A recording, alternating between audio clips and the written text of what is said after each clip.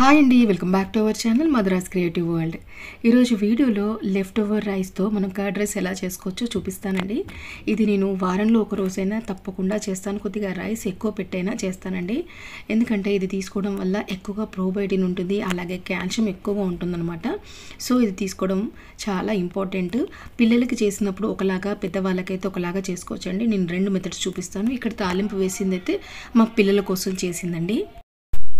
ఇక్కడ చూపించేది మాత్రం ఎవరైనా తీసుకోవచ్చండి. ఎందుకంటే ఎక్కువ పాలు లేకుండా కొద్దిగా పాలు వేసేసి ఎక్కువగా వాటర్ వేసి చేశానండి ఇది. ఎందుకంటే మనకి ఇందులో ఎక్కువ క్యాలరీస్ ఉంటాయి కాబట్టి మనకి వెయిట్ పుట్ అనే ఛాన్సెస్ ఉంటుంది. పిల్లలకైతే ఏమి కాదు. అందుకని నేను అందరం తినాలి అనుకున్నప్పుడు, అంటే కొంచెం రైస్ ఎక్కువగా ఉందనుకోండి, ఇలా ఎక్కువగా వాటర్ వేసేసి కొద్దిగా పాలు యాడ్ చేసుకొని తోడు వేసేస్తానండి.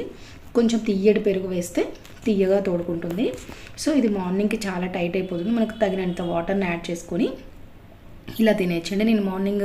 నేను డైట్ చేస్తున్నాను కాబట్టి నేను తీసుకునే ఆల్మండ్స్ అలాగే పపాయ తీసుకున్నాను ఇక్కడ. అలాగే కొద్దిగా పికిల్ వేసుకున్నాను.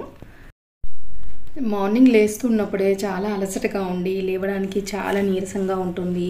చాలా కాళ్ళ నొప్పులు, ఈ మడిమల నొప్పులు ఉన్న వాళ్ళు ఉంటారు కదండి, వాళ్ళకి చాలా బాగా పనిచేస్తుందండి. బ్యాక్ పెయిన్ ఉన్న వాళ్ళకి, అలాగే నీ పెయిన్స్ వాళ్ళకి ఇందులో కాల్షియం పుష్కలంగా ఉండడం వల్ల చాలా హెల్త్కి అందరికీ మంచిదండి. ఇది తీసుకోవచ్చు. ఎక్కువ మనం పాలు యాడ్ చేసుకోకపోతే వెయిట్ పుట్ అయ్యే ఛాన్సెస్ ఏమీ ఉండదు.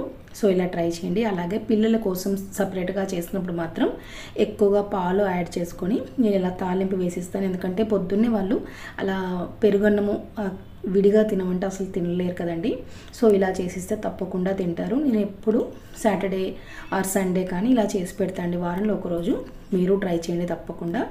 నైట్ పాలు బాగా కాచుకున్న తర్వాత కొంచెంగా వామ్గా అయినప్పుడు అన్నంలోకి మంచిగా కలిపేసుకొని కొద్దిగా పెరుగును మనం ఎట్లాగైతే పాలు తోడు పెట్టుకుంటామో అలాగే అన్నంలో తోడు వేసేసుకొని పక్కన పెట్టుకోవాలండి. కదిలించకుండా ఉండాలి. మార్నింగ్ కల్లా చక్కగా తోడుకుంటుందండి. చాలా టేస్టీగా ఉంటుంది. మనం మామూలుగా దద్దోజనం చేసుకుంటాం కదా, టెంపుల్ స్టైల్ దద్దోజనం ఎలా ఉంటుందో అలాగే ఉంటుందండి. నేను ఇక్కడ తాలింపు నెయ్యి వాడుతున్నాను. ఆవాలు, జీలకర్ర, కొద్దిగా మినప్పప్పు, ఒక పచ్చిమిర్చి, అలాగే కరివేపాకు, కొంచెం కొత్తిమీర, అలాగే అల్లం ముక్కలు వేసానండి. అప్పుడప్పుడు నేను మిరియాల పొడి కూడా వేస్తాను.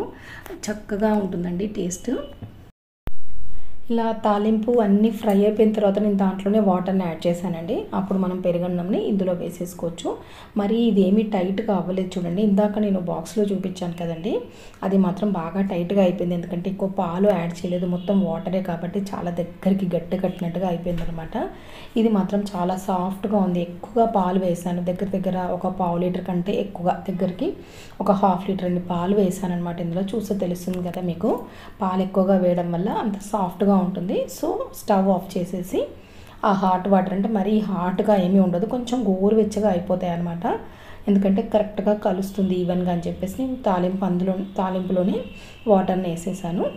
ఇప్పుడు మనము సర్వ్ చేసుకోవచ్చండి. ఇలా ట్రై చేయండి. సమ్మర్లో ఒకవేళ పిల్లలకి కనుక పెరుగన్నం అలవాటు లేకపోతే ఇలా ట్రై చేయండి. తప్పకుండా పెరుగన్నం ఇష్టంగా తింటారు, చాలా హెల్దీ కూడా. ఈ వీడియో నచ్చినట్లయితే తప్పకుండా ట్రై చేయండి. అలాగే చివరి వరకు చూసినందుకు చాలా థ్యాంక్స్. వీడియో నచ్చినట్లయితే ఒక లైక్ చేయడం మాత్రం అసలు మర్చిపోకండి. మా ఛానల్ని సబ్స్క్రైబ్ చేసుకోండి.